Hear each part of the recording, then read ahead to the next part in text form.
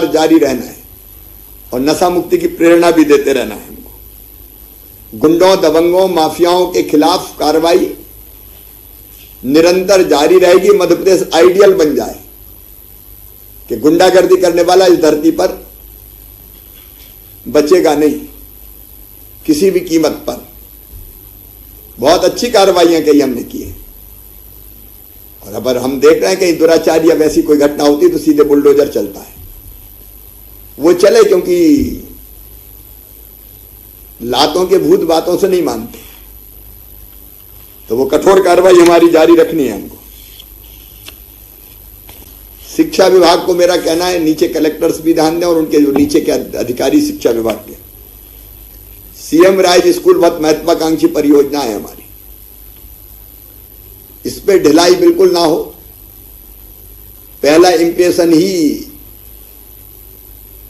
Last impression बन जाता है। जरा भी कोई कठिनाई हो तो कलेक्टर सीएमओ से संपर्क करें।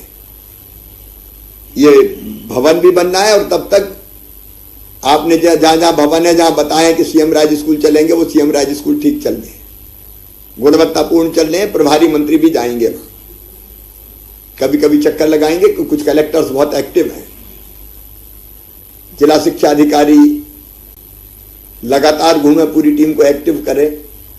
शिक्षा की गुणवत्ता ये हमारा बहुत महत्वपूर्ण विषय है। सीएम राइज के अलावा कैसे बाकी स्कूल ठीक चले उसका भी प्रयास करते रहे, लेकिन सीएम राइज स्कूल को आइडियल बना के दिखाना है। वैसे ही मेडिकल कॉलेज से जो हमारे संभागीय अस्पताल है, मेडिकल कॉलेज से जुड़े हुए हैं, वो मैं समझता हूं बहुत बड़ा जवाबदारी उनकी रहती है। व्यवस्थाएं पहले से ठीक हुई है और कैसे बेहतर आइडियल बने। और वैसे ही जिला अस्पताल को कलेक्टर और जिले के स्वास्थ्य के अधिकारी टारगेट करें, किसको तो बेहतर बना के देंगे आइडियल अस्पताल। अब कई कलेक्टर ने चमत्कार किया है, वहां के स्वास्थ्य विभाग के अधिकारियों के साथ मिलके ऐसे बना दिए जिले के अस्पताल के लगता है आदर्श अस्पताल बन गए। तो ये प्रभारी मंत्री भी अस्पताल चेक करें बीच में, जब जाएं तो डिस्ट्रिक्ट हॉस्पिटल ठीक करके ही छोड़ना है। कलेक्टर भी जिद ठाने और स्वास्थ्य विभाग के अधिकारी हमारे जुड़े हैं, वो भी जिद ठाने। मुख्य चिकित्सा अधिकारी है, सिविल सर्जन है, इनकी ड्यूटी है ये टास्क दे रहा हूं मैं। जिले का अस्पताल ठीक हो गया तो काफी चीजें फिर कम से कम जिले के बाहर तो नहीं भागना होगा। उपकरण ठीक काम करें, ऑपरेटर्स चीजों के रहे नहीं। सोनो आपके अल्ट्रासाउंड की मशीन लगी और ऑपरेटर ही नहीं है। यहां सुलेमान भी जुड़े होंगे, बाकी मित्र भी होंगे, दोनों हमारे स्वास्थ्य मंत्री होंगे। ये चीजें अनदेखी हम किसी हालत में नहीं छोड़ सकते। उपकरण है तो काम करेंगे ही। जो करना पड़े आप करिए। फिर एक ओडीओपी उत्पाद, ये आप नोट कर लो, बड़ा रस्मी सा चल रहा है। कुछ राज्यों ने, उत्तर प्रदेश जैसे, बहुत अच्छा काम किया है। हमारे ओडीओपी उत्पाद रस्म नहीं है। कुछ जिले कई दिनों तक तय नहीं कर पाए, तय कर दिया तो पता दूसरा तय कर दिया, फिर बदल रहे हैं। ओडीओपी उत्पाद वाली योजना हमारी आदर्श ढंग से चलनी चाहिए। ओडीओपी उत्पाद देश भर में बिकना चाहिए। एक्सपोर्ट कहां कहां हो सकते हैं उसका काम हमको करना चाहिए। मैं इस पे ज्यादा नहीं बोल रहा, केवल मेंशन कर रहा हूं। मैं ओडीओपी उत्पाद की जिलों के साथ गहरी समीक्षा करता रहूंगा। प्रभारी मंत्रियों से मेरा आग्रह है, मंत्री गणों से, कि आप जरूर देखें। कमिश्नर्स को ये सारे चीजें देखनी है, उनकी ड्यूटी है, वो घूमे फिरें और देखें ये सब चीजें ठीक चल रही कि नहीं चल रही। जहां करेक्शन की जरूरत है वहां करेक्शन करें, जहां एक्शन की जरूरत है वहां एक्शन दें। फिर वैसे ही रोजगार दिवस रस्म मत समझना। आपने देखा हम कितनी गंभीरता से ले रहे हैं। माननीय प्रधानमंत्री जी ने भी नियुक्ति पत्र दिए हैं। सभी विभागों की 1 लाख भर्ती का रोड मैप तैयार है। उस पर कोई हर एक विभाग लापरवाही ना करे। हम सरकारी भर्तियां भी कर रहे हैं, उस समय सीमा में हो जाए। और उसके अलावा रोजगार के जितने अवसर हैं हम रोजगार दिवस बनाते हैं। उस रोजगार दिवस को और व्यवस्थित करें। हमारा एमएसएमई डिपार्टमेंट देखता है, लेकिन मैं उनको और उद्योग विभाग को जोड़ के बाकी सबसे कह रहा हूं कि इसमें स्वरोजगार की योजनाओं के तो होनी चाहिए लोन, जितनी भी तरह की योजना है। उसके अलावा फैक्ट्रीज में जो भर्ती होती है तो रोजगार मेला भी इसी से जोड़ दें आप। जिस दिन रोजगार दिवस है उसी दिन रोजगार मेला करो, उस दिन नियुक्ति पत्र दो प्राइवेट फैक्ट्रीज के भी। और प्राइवेट फैक्ट्रीज को इतनी सुविधाएं देते हैं हम। अभी आईटी कंपनी आई है इंदौर में, सस्ती जमीन दी है, उनके नियुक्ति पत्र क्यों नहीं होने चाहिए रोजगार दिवस के कार्यक्रम में? फिर डिपार्टमेंट भी देखे, कलेक्टर्स भी देखे। तो आखिर सुविधाएं जनता के लिए हम दे रहे हैं, ऐसे ही थोड़ी दे रहे हैं। ये टेक्सटाइल यूनिट आती है तो कितनी सुविधाएं हम देते हैं, अलग अलग सारी फैक्ट्री हमसे सुविधाएं देती है। तो आप सुनिश्चित कर दें अपने जिले के नियुक्ति पत्र हम बांटेंगे प्राइवेट फैक्ट्रीज के भी, और आउटसोर्स भी कोई डिपार्टमेंट करता है तो उसके भी नियुक्ति पत्र बटेंगे।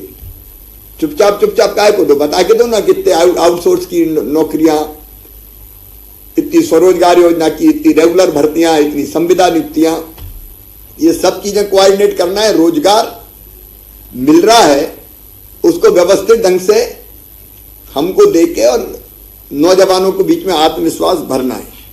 इसलिए रोजगार दिवस केवल ये नहीं कि कुछ बंटवा दिए, और कमिश्नर्स भी ढंग से देखें इसको, और रोजगार दिवस के दिन मंत्री उस महीने भर की तैयारी ठीक से देखें, ताकि हम लाखों लोगों को रोजगार दे सकें। पीडब्ल्यूडी सुन रहा होगा मेरी बात, ये सड़कों के गड्ढे भाई जगह जगह समस्याएं बन रही हैं। अब वो रोज अखबार में वही छपे, अब ये केवल पीडब्ल्यूडी के नहीं, नगर निगम के भी है, अर्बन डेवलपमेंट भी देखे बाकी। मैं सीधे निर्देश दे रहा हूं कि जिला कोऑर्डिनेट करे कहां कहां समस्या है, और समस्या के समाधान के लिए क्या सहयोग चाहिए वो बताएं। नहीं तो गड्ढे ही दिखते हो, गड्ढे क्यों रहना चाहिए? मरम्मत के लिए हमने पीडब्ल्यूडी को भी पर्याप्त पैसा दिया है, पर्याप्त दिया तो भरने चाहिए। अदर देन पीडब्ल्यूडी जहां नगर निगम और बाकी की समस्या है वो भी पॉइंट आउट करें, और इसमें एसीएस फाइनेंस भी होंगे। मैं जरूरत पड़ेगी तो नए काम हम रोक देंगे थोड़े दिन के लिए, पुराने जितने उनको व्यवस्थित करें, लेकिन ये मिशन मोड में होना चाहिए, चाहे शहरों के अंदर के हो। और दूसरे पीडब्ल्यूडी की यह जवाबदारी भी है कि नेशनल हाईवे के बाईपास बनने के कारण शहरों के अंदर के रास्ते बहुत खराब हो गए कई जगह। तो वो कैसे ठीक होंगे? वन टाइम तो नेशनल मतलब भारत सरकारी जो हमारा भूतल परिवहन विभाग है वो ही ठीक करेगा, तो उसकी योजना जो बना ले। फिर एक समस्या है, किसानों को दिक्कत नहीं होना चाहिए खाद की। भोपाल के अधिकारी भी कोऑर्डिनेट करें, एसीएस से लेकर नीचे तक के। जिले में संभाग में कमिश्नर, जिले में कलेक्टर, सहकारिता विभाग के मित्र, मार्कफेड हो या बाकी कोई हो, देखो खाद की कमी नहीं है,